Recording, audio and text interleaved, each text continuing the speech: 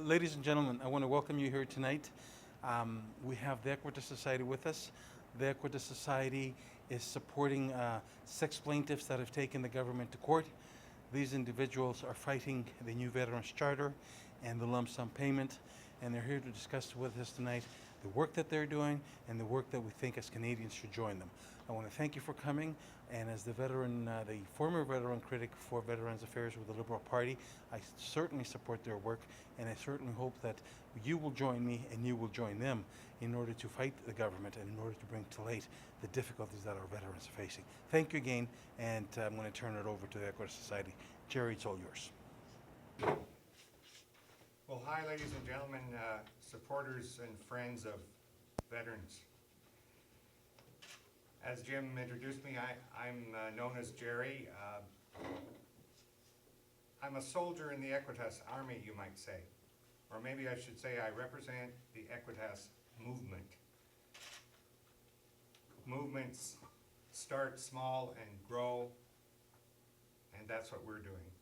I'm involved in, and we're here to tell you about a quest to right a terrible wrong. Our cause is the focus for a lot of consternation these days as a significant part of the commotion going on over Veterans Affairs at the national level.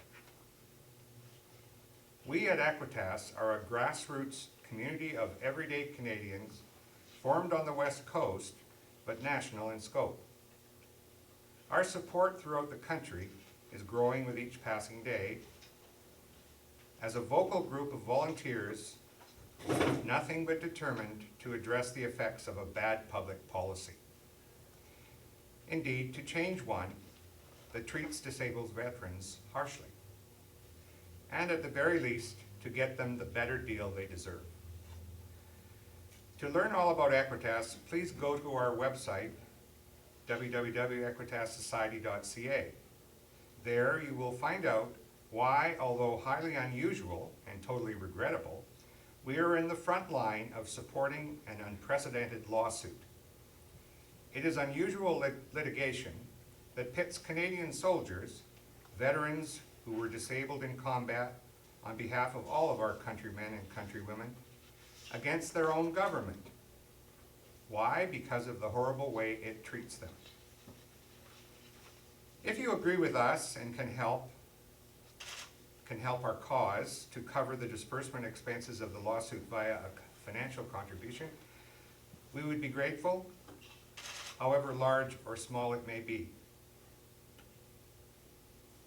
To paraphrase a statement in a newspaper article I saw recently, for years the Harper government has dined out on the rhetoric of the Afghan war. They have talked the talk about supporting the troops.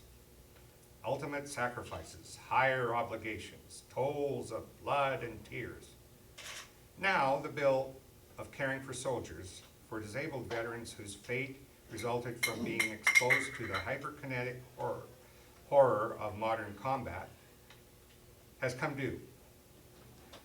Unfortunately, it is not being paid the way it ought to be. They, the Conservative government, are not walking the walk. Certainly the costs to the lives and futures of many of the career soldiers and reservists alike who served Canada in Afghanistan, yet who came home scarred in various ways, never to be the same, and with their futures compromised, are high. Therefore, you would think we as a nation, at the very least, should do the right thing. We should be lightening the burden of those so affected. Instead, because of a flawed legislative framework called the New Veterans Charter, the Government of Canada, since 2006, has shortchanged veterans. It may sound like an understatement, but the truth is, those politicians in charge, in collusion with their bureaucrats, actually have gypped many disabled veterans. They have let them down. They have let people down who merit more.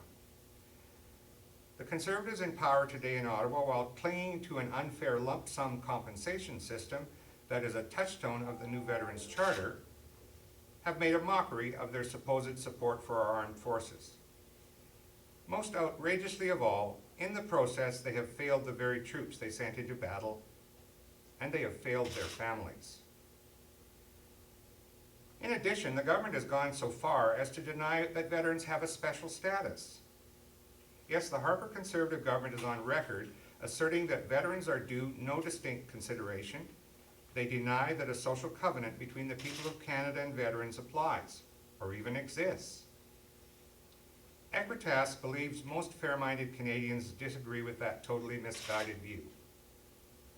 In that context, we also feel strongly that veterans should not be asked by their government to accept less for their injuries than they would be awarded in a civilian situation.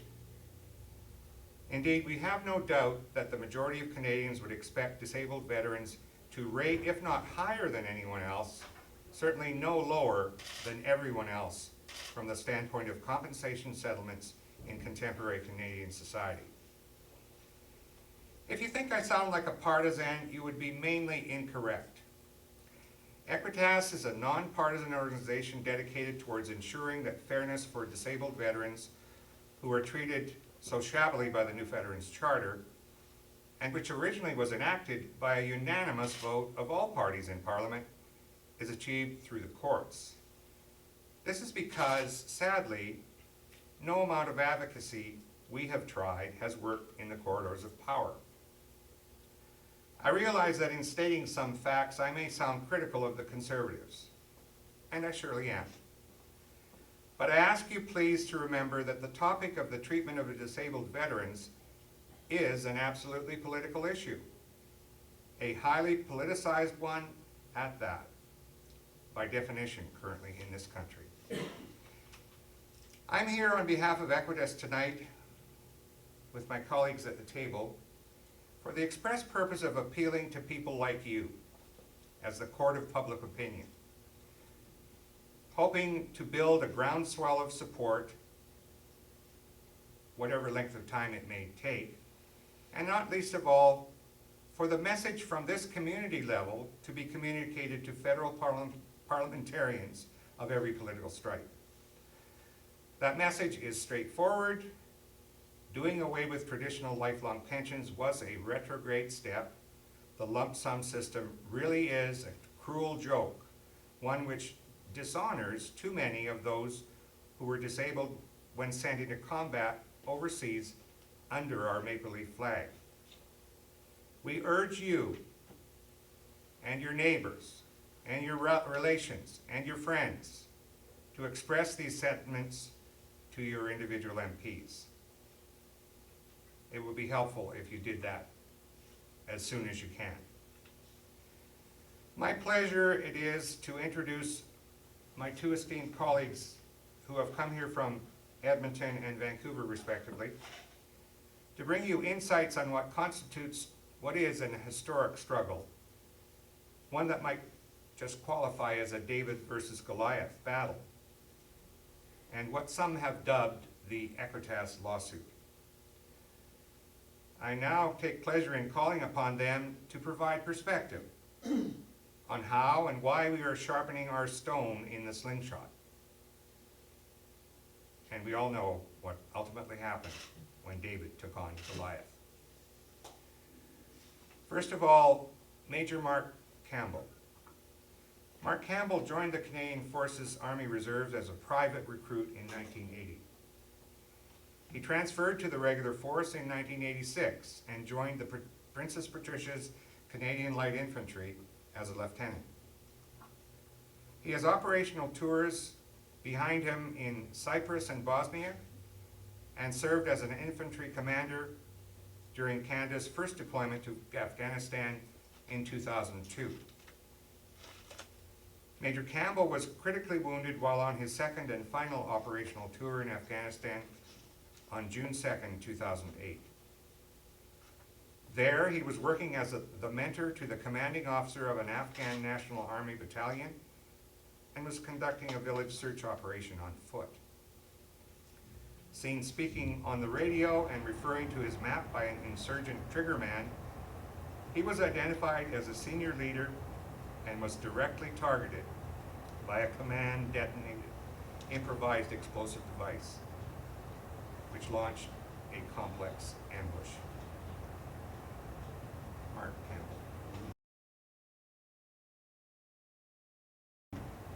Okay, good evening, ladies and gentlemen.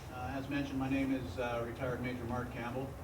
I'm one of the 6 plaintiffs and the representative class action. Can everybody hear me at the back? Okay, so it's become known as the Equitas class action lawsuit. Equitas is a society that's raising the funds, so Equitas is really the enabling arm, I guess, of a class action lawsuit. The lawsuit isn't the Equitas Society's lawsuit. The lawsuit is my lawsuit and the lawsuit of the 5 other plaintiffs. I want to tell you a little bit of my story and what happened to me and how I perceive things as I move through it, just so you have an understanding of how your relatives, perhaps, some of your friends or your neighbors, some of the things that they have gone through as disabled veterans within your communities. Because believe it or not, there are over, apparently, 500,000 active veterans in this country, many of whom have disabilities that forced them out of the service before they were ready to leave. So, chances are you know somebody, or you know somebody who knows somebody who served in the forces and likely has a disability. For myself, I was wounded 6 years ago. As mentioned, I was on a village sweep operation. I was a mentor to the Afghan National Army, providing them on-the-job training in combat operations. What happened was they saw me as leadership. They waited until I walked over a particular piece of ground. They detonated an improvised explosive device underneath me, launched me. That creates dust, confusion, screams for help, and then they hit us simultaneously from 3 sides with rocket-propelled grenades and machine gun fire. It's called a complex ambush. Nobody's supposed to get out of it. If they do it right, it's murder. Unfortunately, they did it wrong. We were in a position to give it back to them, gave them the good news right back. As soon as they opened fire on us, we gave it back to them, overpowered them, won the initiative, won the firefight. But it took a while. When I was blowing up, I remained conscious and lucid throughout the entire ordeal. I flew through the air. I remember landing on my back. I remember heat on my backside. I remember the orange flash all around me. And the next thing I knew, I'd landed on my back, had the wind knocked out of me because of my armor plate landing on my chest. I tried to sit up. Of course, my legs came up instead. My left leg was gone, just above the knee. My right leg was hanging on by a few tendrils below the right knee, and both femoral arteries were going like this, 2 to 3 feet out in front of me. Had I been knocked unconscious, I wouldn't be here talking to you. I'd have bled out and died within minutes. As it was, I was able to yell for help, and to their credit, Canadian soldiers who were around me, under fire, under intense enemy fire, jumped onto my position, ended up having to put 2 tourniquets on each leg, clamp down in order to turn off the blood flow, and that prevented me from bleeding out. They dragged me undercover in the middle of the firefight to get me out of the line of fire, along with 4 other casualties who were, to varying degrees, less injured than I was. I didn't even know at the time, but I had significant serious other injuries, which I'll cover in a few minutes. It took 90 minutes in a running gun battle over hill and dale to evacuate us to a point where we could get in a helicopter safely to do a casualty evacuation. Once the helicopter landed, I knew I only had to wait another half an hour in order to fly to the surgical hospital in Kandahar. So at the end of that flight, they whisked me into the surgical operating room in Kandahar Airfield at the Field Surgical Hospital. And as soon as they put the mask on me to knock me out, that was it. My body shut down and I died in the operating table. They used the paddles and brought me back. I spent 5 days in an induced coma because they had to intubate me due to blast damage to my lungs. I next ended up I spent a week in Kandahar until I was ready to fly. They shipped me off to the Regional Medical Center in Landstuhl, Germany, which is an amazing American medical facility. I spent a week there in the ICU where I almost died again from a cardiopulmonary embolism when a blood clot broke free in my leg and headed for my heart. Fortunately, I happened to be in the best ICU in the world at that particular moment in time, and they managed to save my life yet again. After a second week in Germany, where I was convalescing, they brought my family over to see me. They do that when they think you might not make it back to Canada. So they brought my family over. That was a very interesting and emotional time. My family was in the initial stages. They were still dazed. The devastation didn't come until a little bit later. After that, back in Canada, I spent 2 months undergoing well over a dozen surgeries to my legs in the University of Alberta Hospital. And then I spent a further 2 months in the Glen Rose Rehabilitation Hospital in Edmonton, Alberta, trying to learn how to walk again with prosthetic legs, which didn't work out in my particular case, and learning wheelchair skills as well after the fact. After that, that was it. Out I go into the street in September of 2008. My family, as I mentioned, once the shock wore off, they were psychologically devastated. My son was 11 years old at the time, knocked the wind right out of his sails. He saw his superhero lying there, missing his legs. You can imagine what that does to a young boy's self-confidence, self-esteem. My daughter, she was younger. She was only 8 years old at the time, so all she knew that was that Daddy was hurt real bad. And of course, my wife was just beside herself.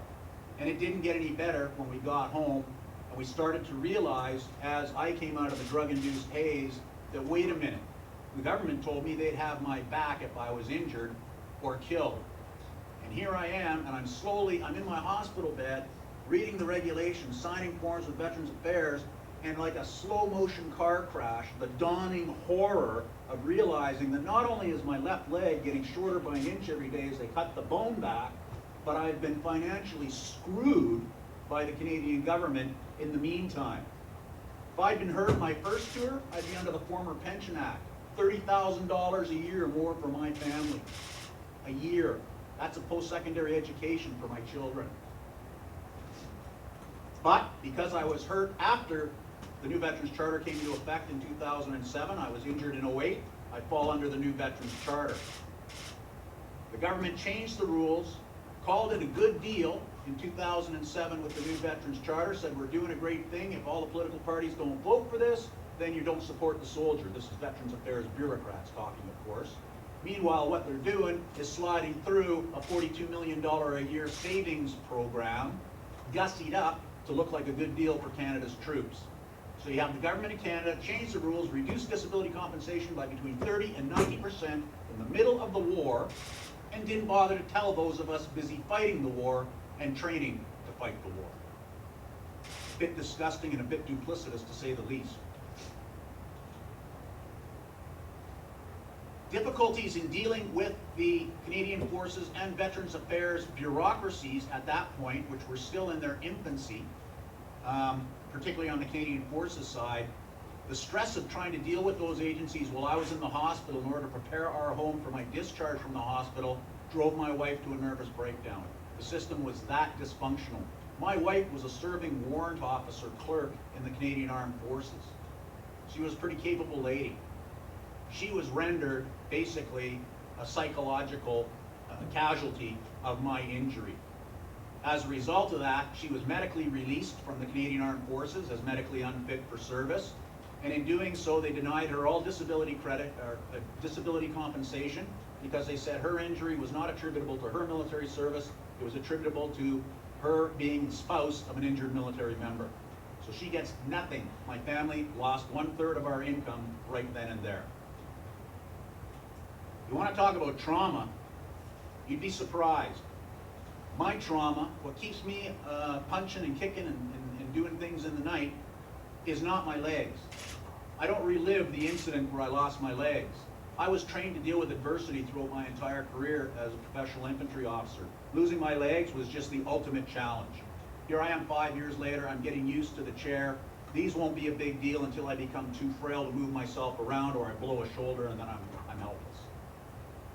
My trauma comes from the constant, ongoing, continuing betrayal by the Government of Canada as regards appropriate compensation for Canada's disabled veterans who fall under the new Veterans Charter since 2007. That is my trauma, and it's unending, it's ceaseless until we get this problem sorted out. It's a betrayal by a government that reduced disability compensation by between 30 and 90% in the middle of the war and didn't bother to tell anybody. It's a betrayal by a government that has failed to act on recommendations that Veterans Affairs Canada has been sitting on over 230 recommendations since 2010 and have done nothing. They've enacted five of those recommendations and not even the primary ones. Thus far, my family has received exactly $250,000, which was tax-free. That was the so-called infamous lump sum from the Canadian government.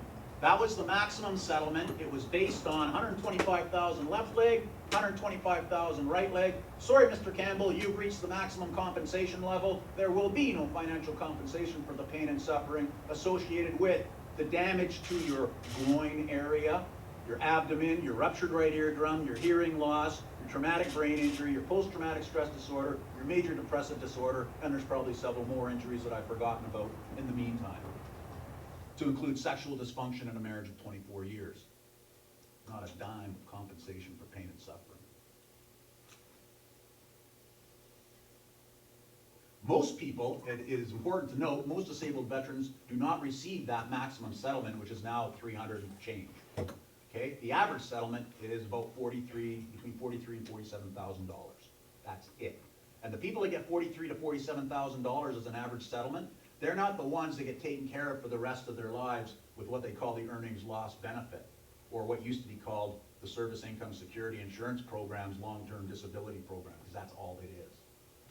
No, the guys that get $43,000, $47,000 in a lump sum, they get a handshake and a boot in the ass out the door with up to 2 years of voc rehab, and that's it. They're done. They're expected to carry on with life as a civilian, having transitioned with 2 years of assistance. People like me, who are so damaged that they're not expected to make a successful transition to a new civilian career, for reasons that include age, education, and degree of injury, and what we're capable of doing after the fact. So people like me who are so disabled that they're not expected to have a successful transition to a second career will receive what's called an earnings loss benefit. The problem with the earnings loss benefit is it's currently 75% of your pre-release salary taxed. Okay? Under any civilian workers' compensation program in Canada, be it municipal, provincial, or federal, you're either 75%, which is your after-tax earnings, or you're 100% taxed. What you aren't is 75% earnings taxed. That leaves you with a little more than 50% of your former take-home. Do the math. And that's what's happening to us now. Under the new set of recommendations that have come out, they've changed some of the percentages. They've changed from gross to net. And the way I look at it, it's probably going to cost me another $10,000 if they adopt the new recommendation specific to the earnings loss benefit. The failures of the new Veterans Charter are manifest. Sadly, a parliamentary review we just saw was a whitewash. That's all it was. It was a whitewash. It was a rehash of all the existing 230-odd recommendations. All they did was take multiple recommendations, group them together under 14 new headings, and call them 14 new recommendations. Well, these are the exact same recommendations Veterans Affairs has had for the past 6 years and counting. The recommendations are not a promise of action, and even if they were a promise of action, you can't eat a promise.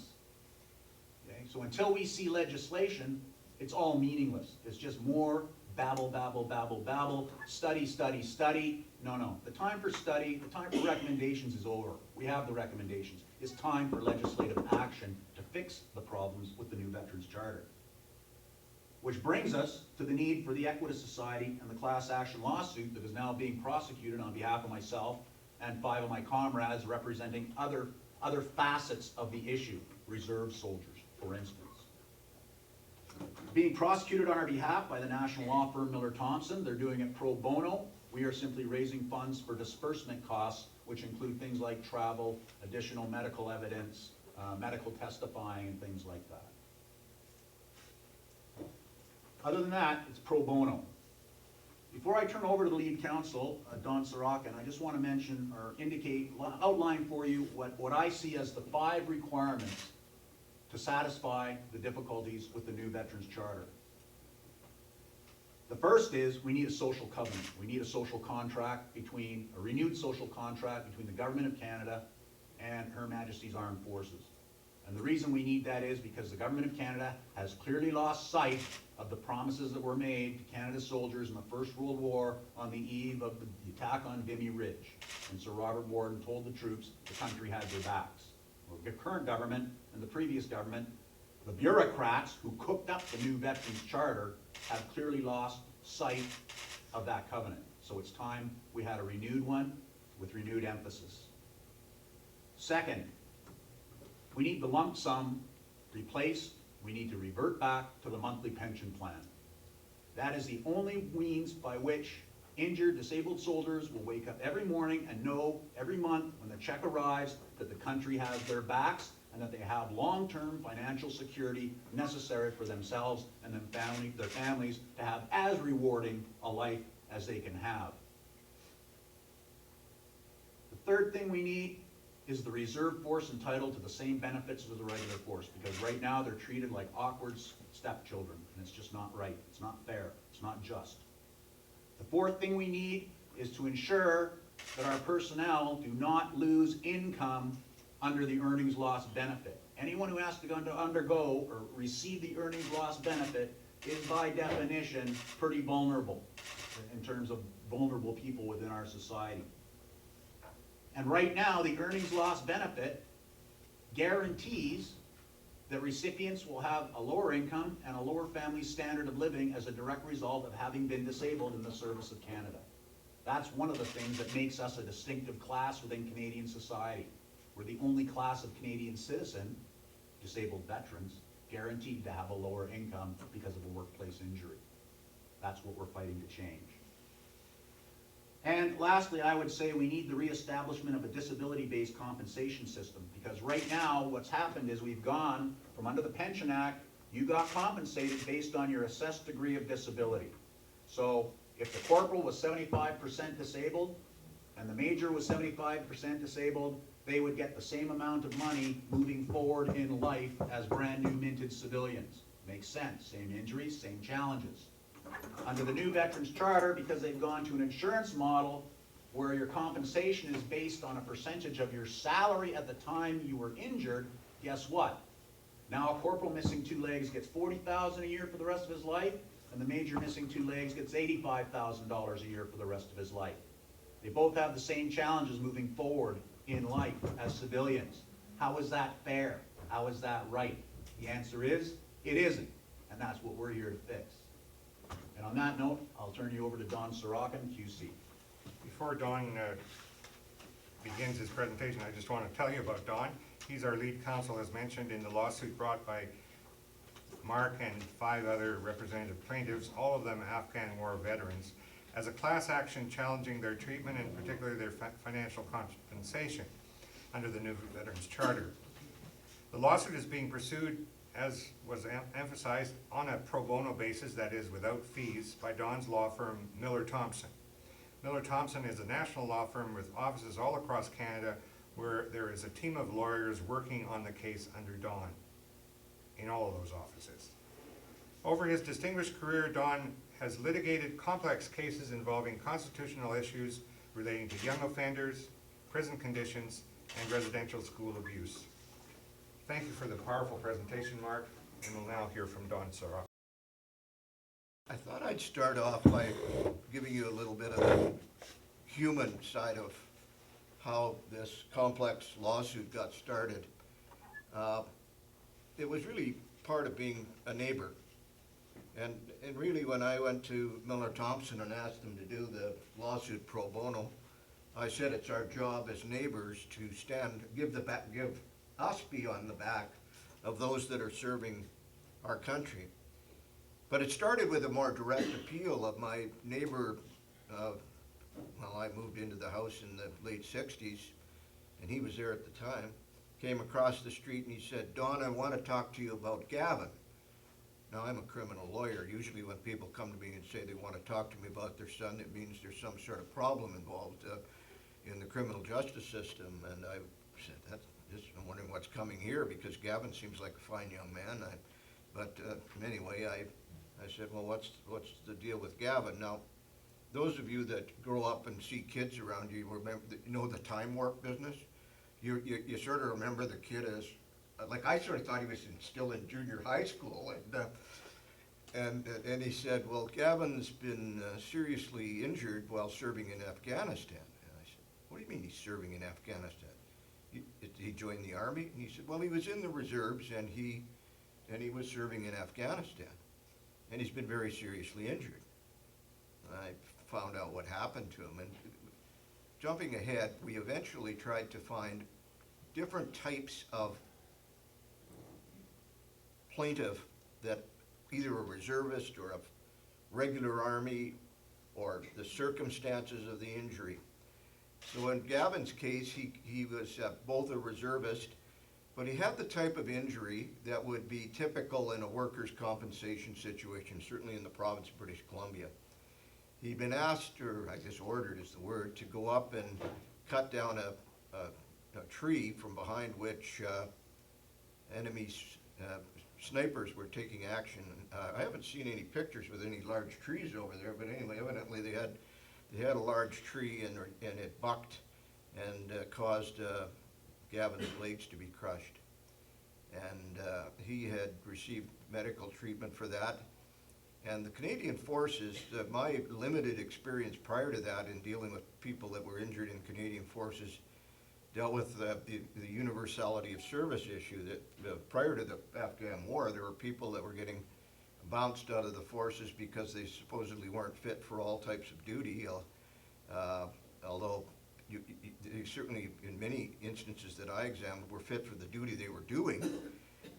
And some of them were kicked out of the forces just before milestones would kick in that would entitle them to certain benefits or increases in pay. That was the fight that I had previously had in relating to military matters. In Gavin's case, to the credit of the Canadian Forces, they maintained his assignment in the reserve force and brought him home to the Jericho base in Vancouver in British Columbia for quite a bit of period of time, and he continued on and had some meaningful medical treatment that assisted him. Then finally they needed that slot on the base for a full-time person, and he was told that his time there was at an end and it was out. So he came to me and he says, well, what am I supposed to do with this? And I says, well, what compensation are you getting?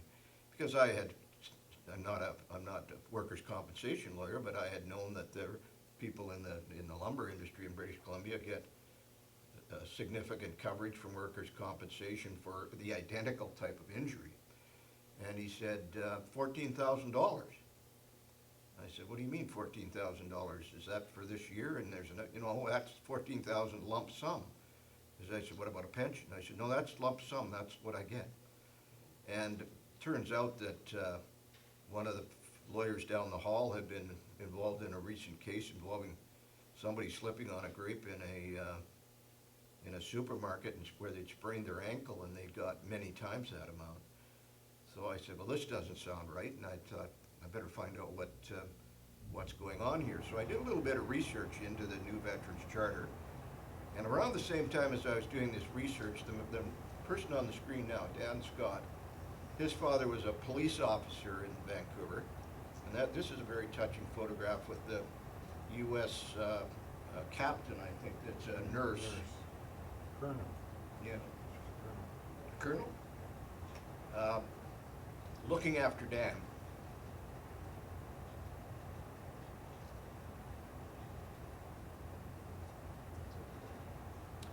Yeah, and Dan had been a different type of casualty in that he had been, his injuries had been a result of negligence on the part of people in the Canadian Forces.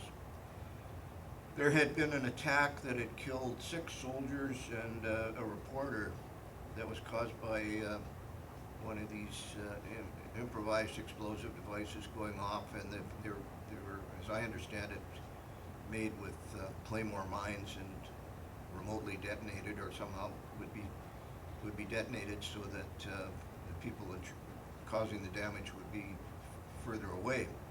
So there was a desire to train the soldiers for taking preventative measures to try to disarm these bombs. And there was a training exercise that went on, and Dan was at the training exercise, and the bomb, or the claymore mine, was pointed the wrong way, and the shrapnel came back and killed the person next to him, and he was very seriously wounded. So we had 2 different types of situations. In both cases, under our normal legal system, they would have been looked after. The workers' compensation system would have kicked in if he'd been injured in a logging accident, and the justice system would have clearly, civil justice system would have clearly compensated him for his loss by the acts of negligence. In fact, the people responsible for the training exercise were convicted of criminal negligence causing death of the person standing next to Dan and criminal negligence causing bodily harm of Dan. So this, and as I say, Dan was the son of Jim Scott, who was a police officer I knew in Vancouver.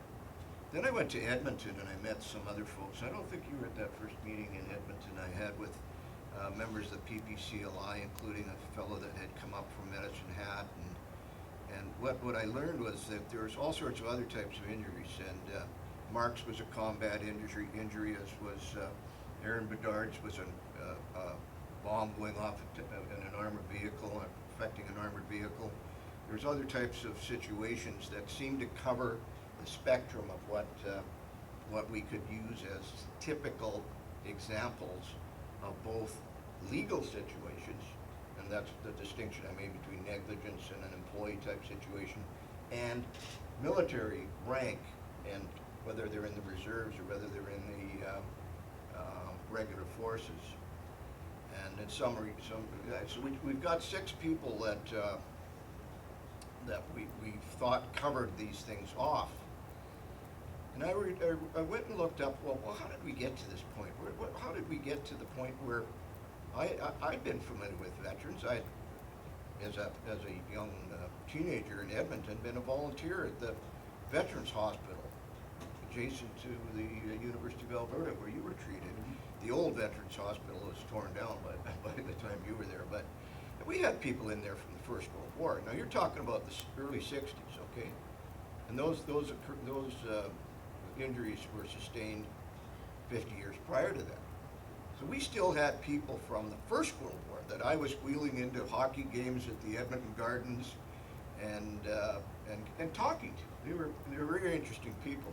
I did find it a tad ironic that one of my tasks was to issue cigarettes in little boxes with a red cross on it to people that had been gassed in the First World War. But aside from that, it was a very interesting experience for a young fellow to talk to these people and to see how much they appreciated that even this long after their service, that they did have their back.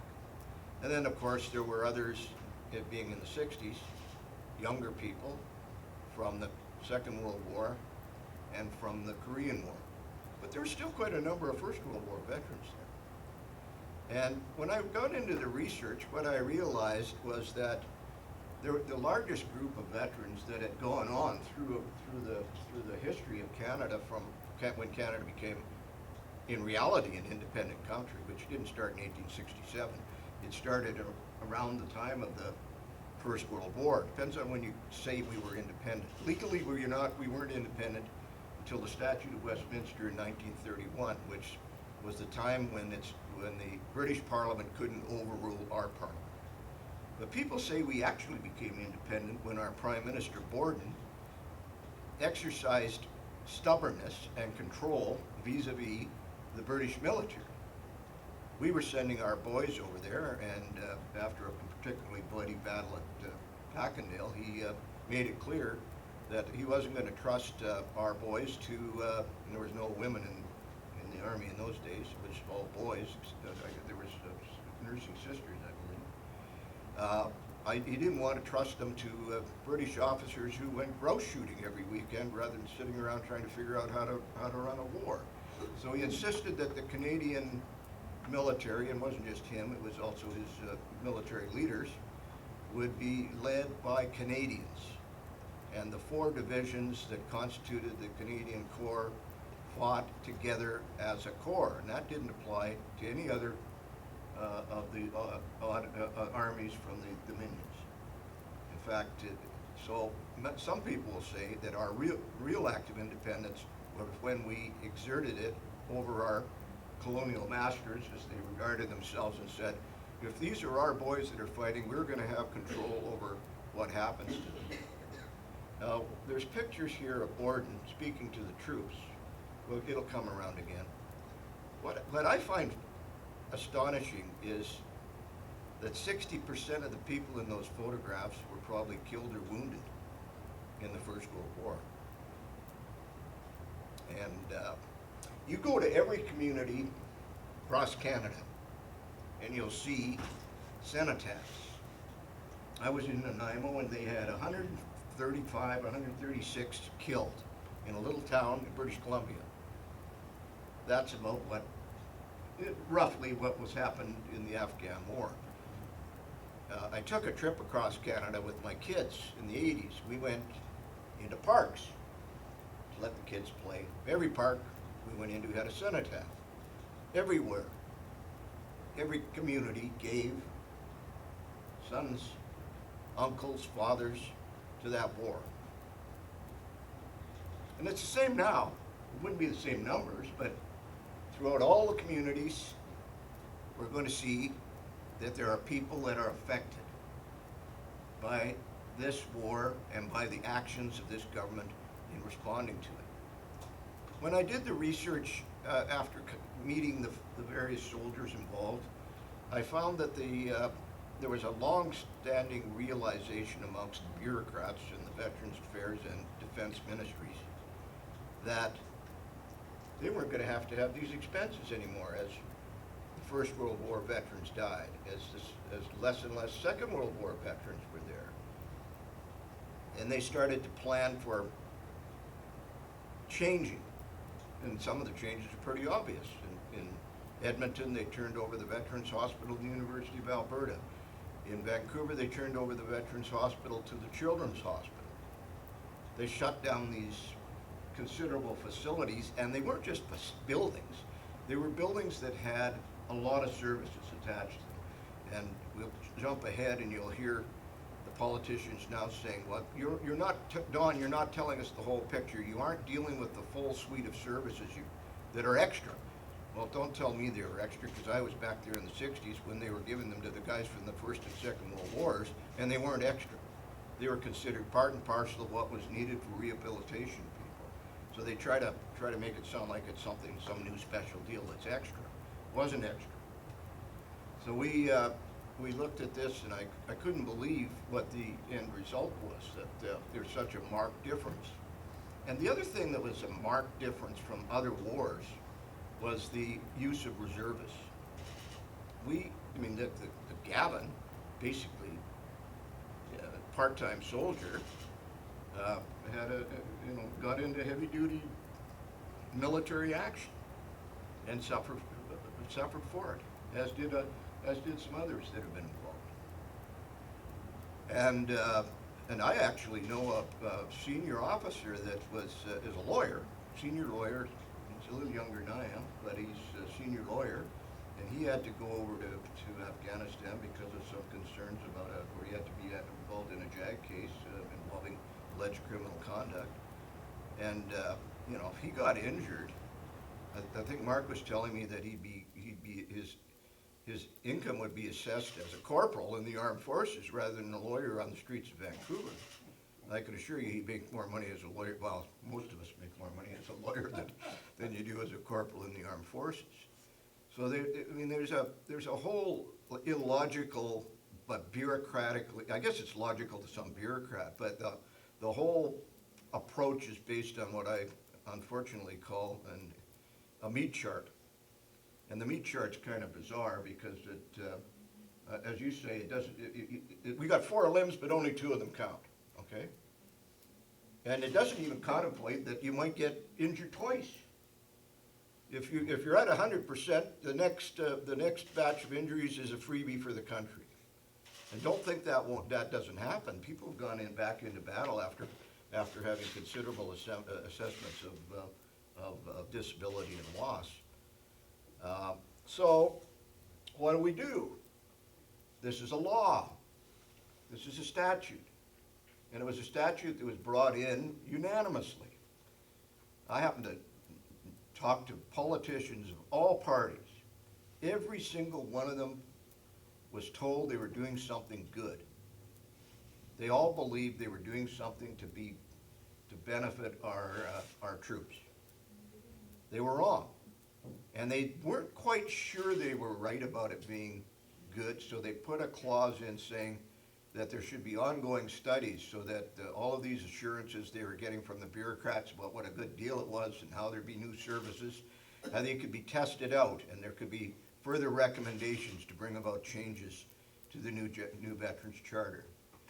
So they had these, the initial one of these reviews, and in fact, there was a fellow that had some doubts about it even before and the statute was sort of fast-tracked as it was, but it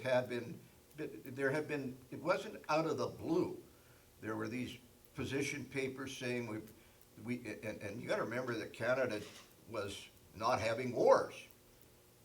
If you look under the definition of, and those of you who want to see it, it's in our pleadings, things kick in upon what's called active service. And all the UN actions were defined as active service, et cetera. But from the viewpoint of Canada being involved in a war, people on the street wouldn't say we're involved in a war, even though our troops were in Bosnia or in Somalia or in very troublesome areas and incurring great loss. And if you don't believe me, go and talk to, if you have a chance to hear Senator Dallaire talk about his experiences, if you ever have that chance, go and listen to him. So we have to challenge this legislation.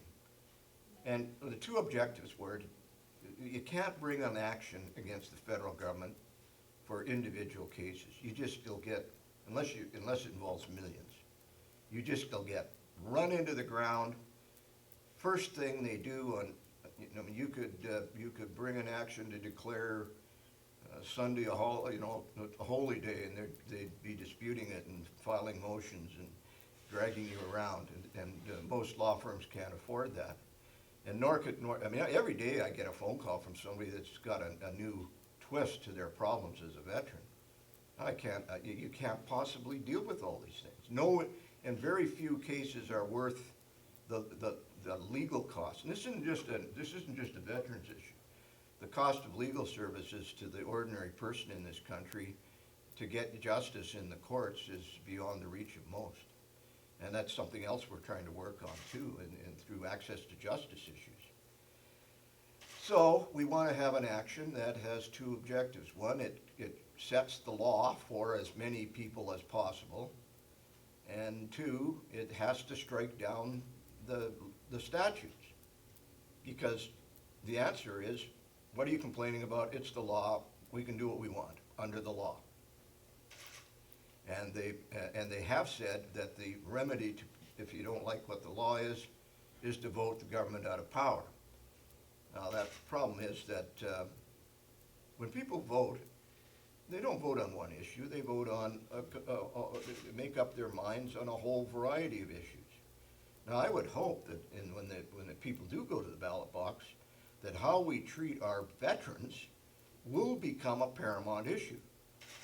But there's other issues, how we treat our children, how the education system is working, the other parts. There's all a number of issues where that people don't sit down there and just vote on one issue.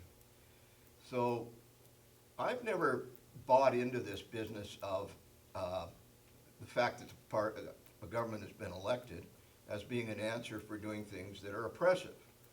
When we were in the testifying in the commission or the subcommittee hearings, one of the conservative members said to me, "Do you know how much money we spent? We spent millions." I said, "Well, all I can tell you is it isn't getting through to the veterans." And then he says, "Well, you're attacking sovereignty of Parliament. This is democracy in action. We've decided this." And my response to him is, yes, we're a democracy, but we're a constitutional democracy. You're not here to just do your whim because you happen to have a plurality. You are here acting in accordance with the framework that has been constitutionally agreed upon. So we took our action to challenge what had occurred under the Constitution. It's the only way we could go if we're going to challenge it. And the mechanisms for doing that were to use the Charter of Rights in two cases. One is Section 15 interest, that's the equality section. Now you've already heard classic examples of how two people, one a day apart, in theory, I don't know if it ever happened in actuality. Pretty close, Paul. would have markedly different compensation, markedly different treatment programs. How can that be equal? What was the You- rationale for that? The rationale? The rationale is that they From the did, government's point of view. pardon me? From the government's point of view. From the government's point of view, the whole of the thing is that they don't even admit that that occurs. They say that by virtue of all this other programs, it evens out. So you may look like you're getting less money here, but we're giving you a whole bunch of other amorphous benefits over here. And when you pile all that together, it all equals out. That's as close as I can give for their rationale for it. Yeah, they say, sort of, Don, but they say things like resume writing assistance and enhanced transition assistance, whatever that means, is the rationale and evens out the balance on the scales. So they can afford to cheapskate us on financial compensation and put our families into positions of financial distress, and at the same time say, but don't worry, because you got resume writing assistance, so it's all okay. Resume writing assistance doesn't put food on the table. Well, there's other more significant things than resume writing. There are programs, but my point is, I don't think they're any different than the programs that I observed in the veterans hospitals in the 1960s. They have different labels, and they've been in many cases outsourced to private concerns. But I believe that they were always obligations of rehabilitation and physiotherapy and all those sorts of things, which were part and parcel of how a veteran in the Second World War was treated. And I've never really got a satisfactory answer as to what constitutes this so-called suite of extra benefits that justifies this discount. I keep asking them what it is.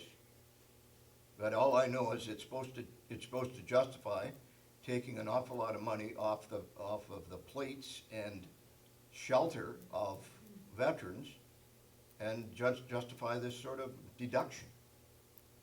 Anyway, we challenged it under the equality section of the charter, and we challenged it under the section of the charter dealing with security of person. But the more interesting challenge was to say that something called the social covenant, or the social contract, that's what we call it in Canada. In Britain, they call it the military covenant, binds the government to do the right thing by its veterans. And when you see the picture that's here of Borden, it goes back to Borden in Canada. But the military covenant, in fact, according to the British researchers and historians, goes back to Elizabeth II when she had injured soldiers and seamen that came back into their communities, and there was a law that she enacted, and then she didn't need Parliament to do it; she just did it. That said that each parish was to, by tithing, support the returned veterans that came back after fighting wars. Canada's covenant to the veterans is one that we trace back to Borden. And he said this when they were preparing for Vimy Ridge in 1917. And Borden was interesting because he was back and forth across to Britain and sitting on the War Cabinet. And you didn't just get on a plane and get out in Heathrow. He had to brave German submarines at the entrance to the St. Lawrence River to get over. But he thought it was necessary to do his duty in making sure that the decisions relating to Canadian troops involved Canadian input. And this is what he said: "You can go into this action feeling assured of this. As the head of the government, I give you this assurance that you need have no fear that the government and the country will fail to show just appreciation of your service to the country in what you're about to do and what you've already done. The government and the country will consider it the first duty," I stress that, the first duty, not the last duty if the budget allows it, but the first duty to prove to the returned men its just and due appreciation of the inestimable value of the services rendered to the country, and that no man, whether he goes back or whether he remains in Flanders, will have just cause to reproach the government for having broken faith with the men. In other words, we have your back. I paraphrased it this way. And it's it's not just me, it's been paraphrased ever since then, by the way. This covenant is just, it wasn't just a fleeting promise, it's been repeated throughout history in Canada to all of those who served in every subsequent war. And I've got a bunch of historian students that have dug up historical references in every decade in Canada where politicians of every party, including the Social Credit Party, quite interestingly, have said that they stand by the social covenant. We've also found that it didn't originate with Borden, as I said. It goes back into back to Elizabeth I. Nor is it unique to Canada. It's recognized in the other dominions. It's recognized in Britain. In the United States this last week, President Obama used the word sacred covenant. He's talking about the same thing. And I don't say that the covenant is always kept, because we've seen the problems that came up in the United States where they, by their inept bureaucracy, didn't keep the covenant. Are there other countries that handle this situation well? Pardon me? Are there other countries that handle this well? There are other countries that handle it better. It seems like there's a problem in Veterans Administration in most countries. From what I gather, the Australians have a pretty good record with it. I've talked to people in the Australian military, and certainly their level of compensation exceeds ours.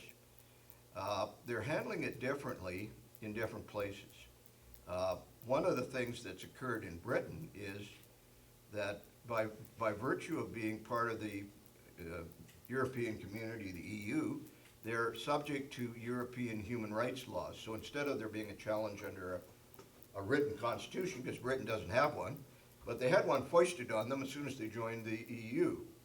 And they've been required to have all of their laws consistent with human rights laws of the EU. And that included the same sorts of things I'm talking about: equality, security of person. And interestingly enough, it was found in the British courts that the EU human rights laws meant that soldiers that had been injured by defective armament, I don't know, I think it was a rollover type situation, not dissimilar to one we just had where a colonel died, could sue. And one of the problems is that if Dan Scott had the right to sue, he wouldn't have to worry. There'd be a slam dunk lawsuit with millions of dollars in damages.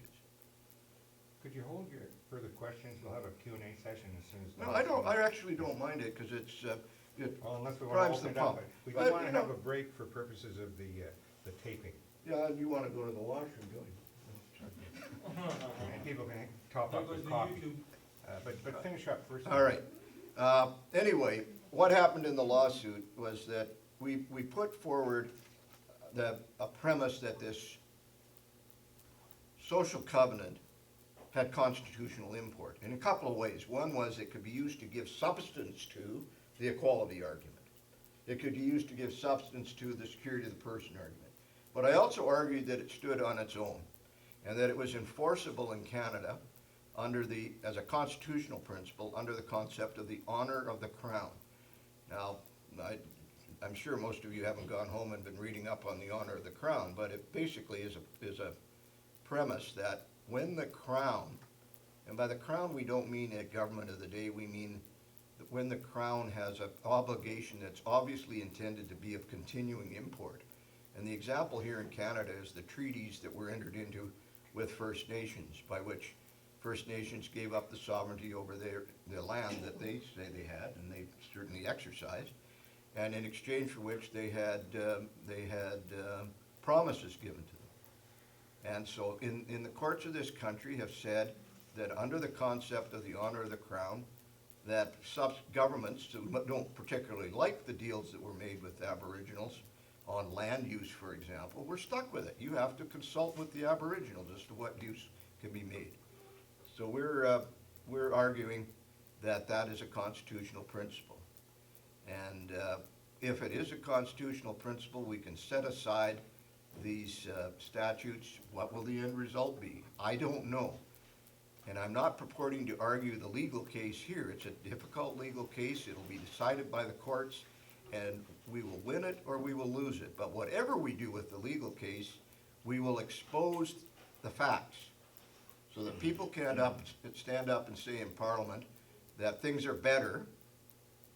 They can't get up and basically allege that a hot dog is a roast of beef. They will, if they do allege that and they try to say it in the stands, we'll be able to cross-examine them on it. We'll be able to get into the documents as to what was truly behind the reforms, and we'll find, without doubt, because I've already seen some of them, that it was to save money. Then, as you say, to cut the deficit on the backs of our veterans. And we heard the Prime Minister this last week when he was chided by the Secretary General of the UN to live up to Canada's commitments on the targets for foreign aid for programs to support children. This is what the Prime Minister said. It's the philosophy of our government, and I believe of Canadians more broadly, that we do not measure things in terms of the amount of money we spend, but in terms of the result we achieve, which is pretty ironic given that every time we tried to say something in the Veterans Affairs Committee, a certain member of the committee kept saying, do you know how much money we're spending? And actually, the Prime Minister took the words out of my mouth when I said, I don't know how much money you're spending, but I know you're not achieving anything. You're not achieving what you should be achieving. So we'll fight the legal fight, but the fight really belongs in your communities. You should find out who served in your community. You should find out what happened to them. You should find out if they need help. You should bug every politician, especially ones that are running for municipal office. Whose support we certainly appreciate. Thank you very much. You've been a stalwart supporter of veterans and of this cause. But I don't say that facetiously. I believe politicians at all levels should get involved in this and should make their views known to those in Ottawa so that you can say, that's not a fair way to treat my neighbor's kid. That's not a way to treat my cousin, my uncle, my father. Because we don't do that way in Canada. We don't balance the books on the backs of our veterans. We do what Warden said. We make that our first priority. Thank you for listening.